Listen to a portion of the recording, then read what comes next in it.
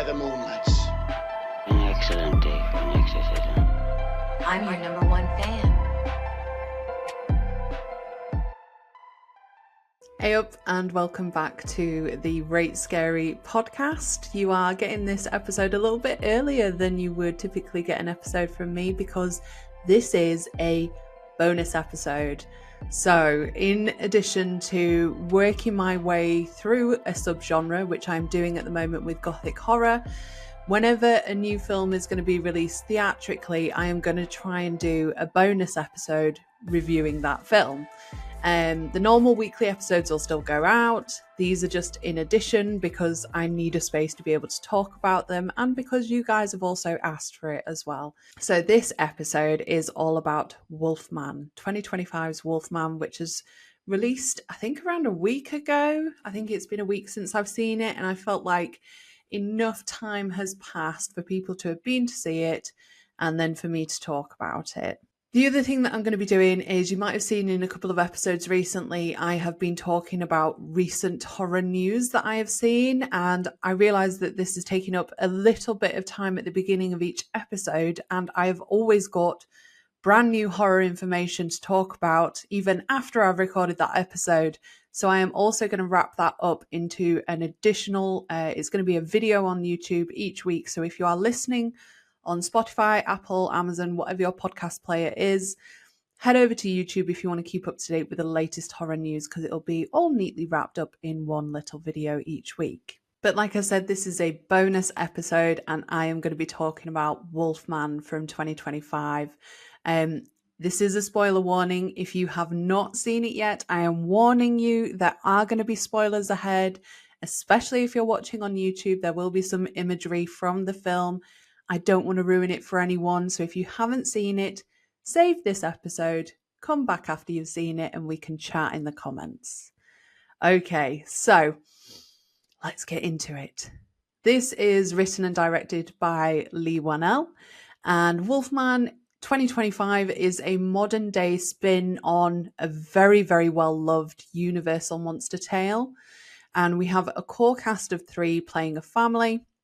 So you've got Julia Garner as Charlotte, the mother. You've got Christopher Abbott as Blake, the father. And then you've got Matilda Firth as Ginger, the daughter. But before we meet the family, we are given a bit of a backstory. So let's get into the plot a little bit and go into some of the detail. So the opening title from the film gives reference to origins of Wolfmen, suggesting some sort of an indigenous tie to the land. And we see a young Blake hiking in the mountains with his father on a hunting trip. And we find out that in 1995, a hiker has gone missing in the mountains of Oregon, which has sparked some speculation, some rumours with the locals around a virus that is linked to the region's wildlife. So young Blake and his father Grady are out doing a spot of hunting, and Grady clearly has a bit of a temper. He berates Blake, he tells him off when he appears to not be listening. And then while they're out, Blake initially spots some sort of humanoid looking creature that is prowling around the forest, and they hide in this I don't know what the right word is for it, but an elevated hunting hut, like a hide. And we get the suggestion that something has crawled up to the hide but then disappeared, and then that's the last we see of it. And we then fast forward to 30 years later. So Blake has grown up and he's now living in the city of San Francisco with his daughter Ginger and his completely workaholic wife Charlotte. And we see Blake, first of all, walking home with his daughter. They've clearly got a very good relationship. But we do observe that perhaps Blake is struggling with some of the same anger issues that his father had, because he tells Ginger off for putting herself in harm's way, very quickly corrects himself and apologizes. So he's clearly very aware of that part of his persona. When he arrives home, he finds that he's been delivered with a death certificate for his father, who went missing a long time ago, along with the keys to his childhood home in Oregon. So he's processing an awful lot. He's taking in this news. And we also see that his and Charlotte's relationship possibly isn't in the best place. but he makes a decision with Charlotte that they'll take a vacation to his family home. I'm guessing hoping that it might repair and renew this marriage of theirs. So they travel to Oregon, which, by the way, I thought I'd do a little Google because I'm from England, so I've no idea how far it is from San Francisco to Oregon, and it'd take anywhere between 8 and 9 hours. So they arrive in Oregon. They've been on the road for anywhere up to 9 hours, possibly longer. And when they arrive, it's getting dark, and Blake is really struggling to remember what is the exact location, what's the route to his father's house, because it's been a long time since he's been there. And while they're doing this, they encounter a local, Derek, who remembers Blake, and he leads them to the house just as the sun is setting. However, before they arrive, Blake sees something in the road and manages to crash the van with everyone in it.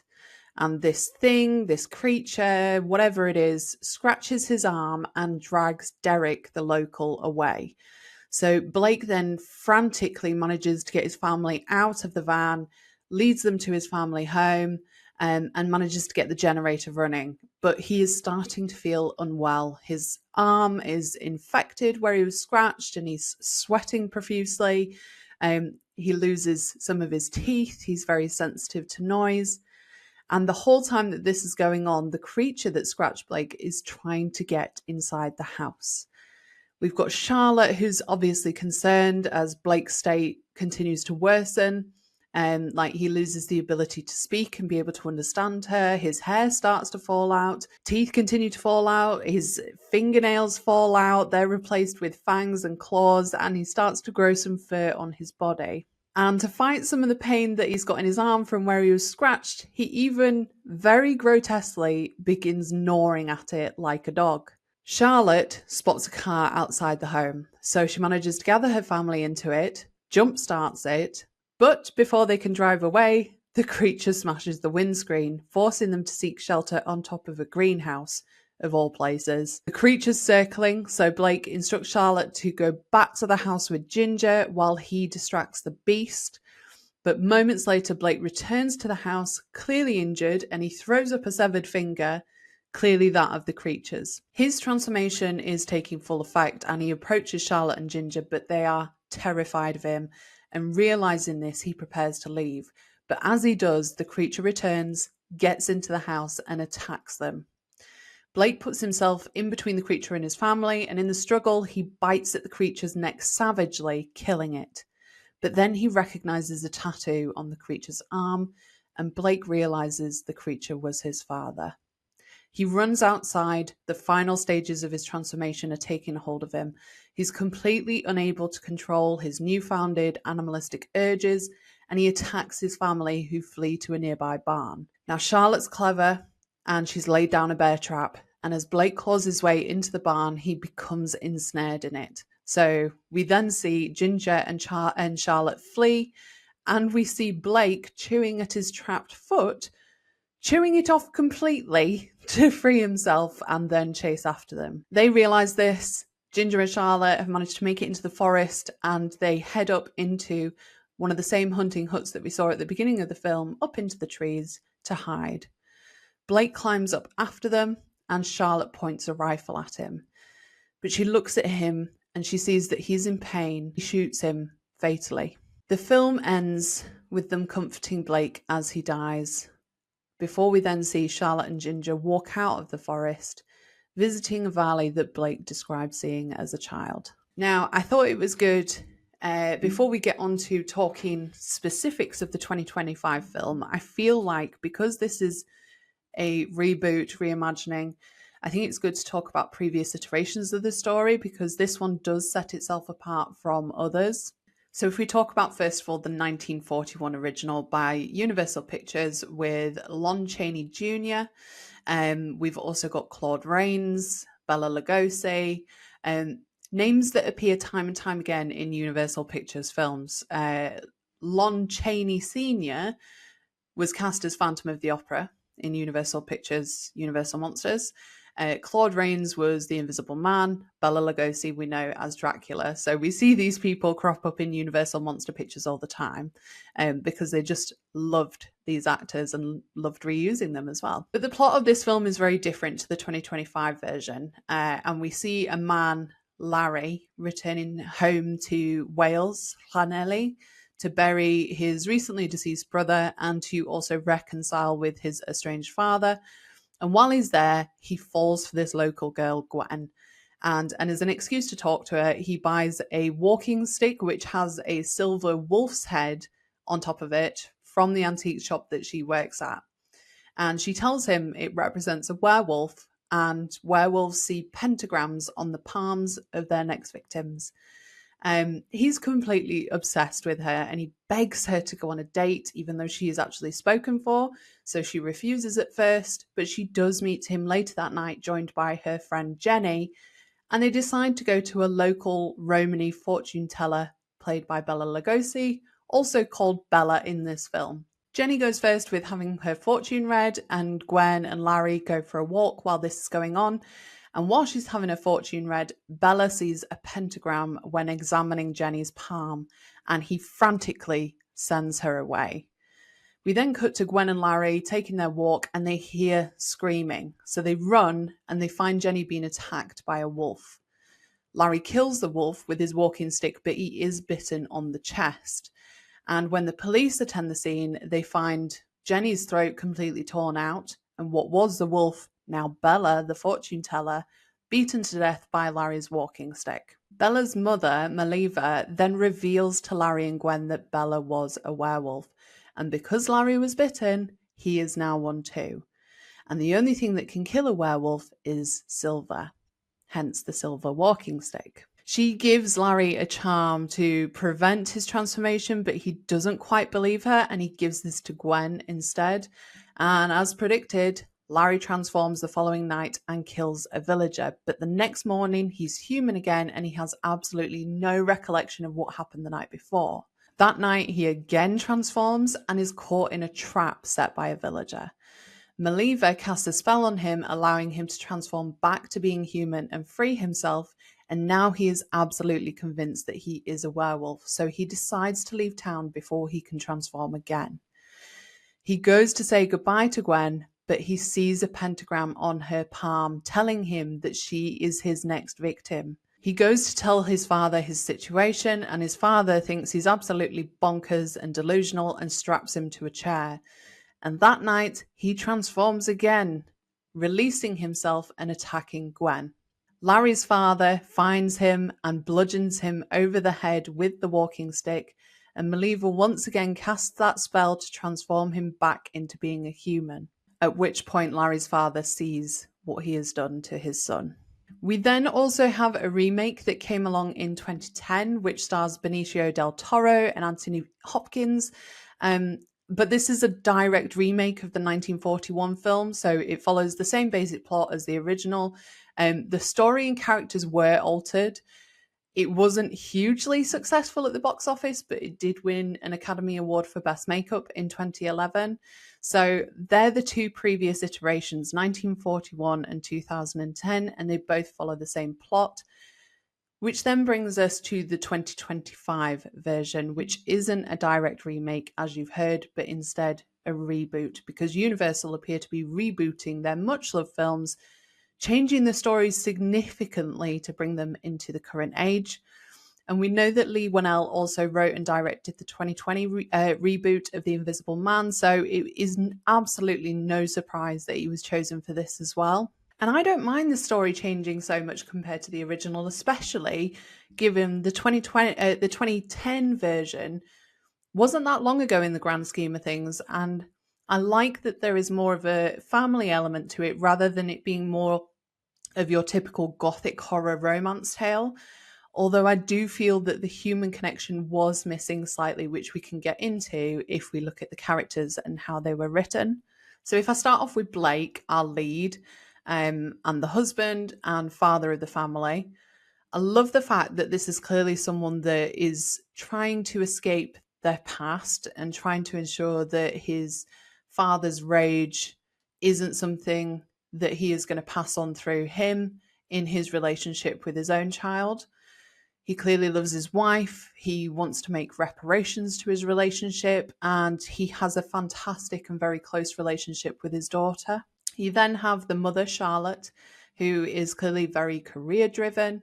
She spent more time on this rather than her relationship with her husband or her daughter. And I get the sense that she almost resents her husband for having such a close relationship with her daughter and is envious of him for this fact. And then we have the daughter, Ginger, who seems quite wise beyond her years. She's very in touch with her emotions and that of her parents as well, even asking her dad how he feels when his father's death certificate is delivered to him. But the thing that I found missing from this film was any depth to the relationships that were between these characters. Because we see right at the beginning that Blake has a troublesome history with his dad, but we only see that for the first 10 minutes of the film with no real other reference to it, because we really need to believe how bad it was or to pull on our heartstrings to help us understand what it is that he must have gone through. And I'm also confused that if Blake's relationship with his father was so bad and based on this traumatic childhood and his father's disappearance, as well as knowing the danger in the local area, why would he be so quick to take his family to a place that is not only dangerous for his family, but potentially triggering for him? I just thought that was maybe a bit of a, I don't know, it was just a bit too convenient that they decided to go and take a holiday at the family home. We also get a glimpse in the scenes in San Francisco into the relationship that Blake and Charlotte have, that they're very much operating in this family independently of each other. Their relationship is strained. But again, there's very little throughout the rest of the film to truly make us believe what they're going through and how they're fighting for this relationship. And then we also have the daughter, who I feel we get barely any interactions from other than those scenes in San Francisco. Because I really wanted to see how Blake's transformation was affecting her, given they were so close. But instead, we see this through Charlotte. And in the end scenes, Charlotte is continually protecting her, but we don't see how this experience has truly brought them closer together. A film that I feel did this in a better way is Knock at the Cabin, because we have two parents who very clearly love each other very much, but they have their own issues. And one of them has to make a decision and a sacrifice for the sake of the other parent and also the child. And ultimately, I just don't feel like we were given enough depth to the characters to really care what happened to them. And I don't think that's anything to do with Christopher Abbott or Julia Garner playing Blake and Charlotte, because they're great actors. I think they just worked with what they were given. And ultimately, I think that was almost an unfinished script. So yeah, I had a little bit of an issue with the writing of the film.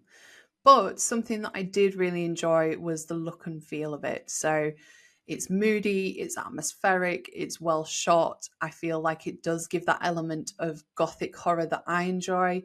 And one thing that I did also enjoy was that as Blake is transforming, we get a glimpse into how he is experiencing things, because the camera pans round to almost give a POV from Blake's point of view, showing images in blue-green tones as a dog would see things. The speech of the people who are talking to him is confused, so he can't understand them and they can't understand him. I thought that was a really clever addition, and I really, really like that. And I think that brings us nicely onto the last element of the film that I want to talk about, which is the effects and transformation, because I have seen a lot of discourse online around the transformation, and people's main complaint being that he looks too human. And I just want to say, I have no complaint about that, because he is a wolf man and not a werewolf. And there is a difference, because werewolves typically transform under a full moon. They're animalistic. They lack any form of control over their behavior, and they are typically more wolf-like in their appearance than anything else. So if you think Dog Soldiers and American Werewolf in London, they are werewolves. A wolf man is similar, but they don't require a full moon to transform. And while they are also animalistic, they do retain human traits and behaviors. And they are more human-like in their appearance with some wolf traits. And that's what we have in this film. So I do fall out with the complaint of him looking too human. I thought the transformation was good. You know, for me, you're never going to top American Werewolf in London in terms of a transformation scene. But I liked in this film that it wasn't shown in a short sequence, and instead we saw it happen and progress over time subtly. And I like that it wasn't all about the appearance either. So like I mentioned, we're shown how his senses are changing, and we're also seeing how his behavior changes too. We've got moments like where he's gnawing at his arm, and also a horrific scene where he chews his own foot off, which was disgusting, but also very dog-like. And I also appreciated that scene because Leigh Whannell clearly gave a little nod and a wink to Saw with the cutting off or the chewing off of the foot. But if I am being really, really picky about the transformation, then I would have liked him to have had more fur.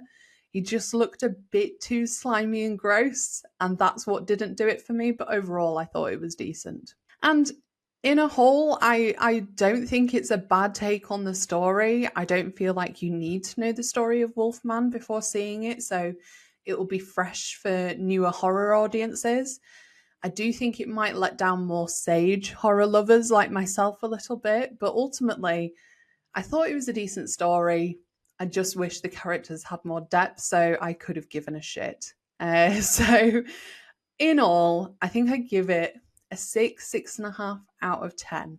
And I don't think, especially given this is a Blumhouse film and I am not a Blumhouse fan, I don't think that's a bad score personally. So that is my kind of wrap up and summary and dive into 2025's Wolfman. I hope you enjoyed that. Please do let me know what your thoughts are, whether you enjoyed it or not, whether you think Leigh Whannell should take on another Universal monster, and if so, which one. Other than that, please do keep an eye out for my regular episodes. The next one you will hear and see is with my friend Rose, and we are talking all things Sleepy Hollow. You can catch up with me on my socials at Rate Scary on YouTube and also on Instagram, and at Rate Scary on TikTok, Instagram, Blue Sky and Threads. Otherwise, see thee with this end. I'll see thee soon. They're coming to get you, Barbara. I guess everyone's entitled to one good scare, huh? I'll be right back. Game over. It's all for you. Beware the moonlights. An excellent day for an exorcism. I'm your number one fan.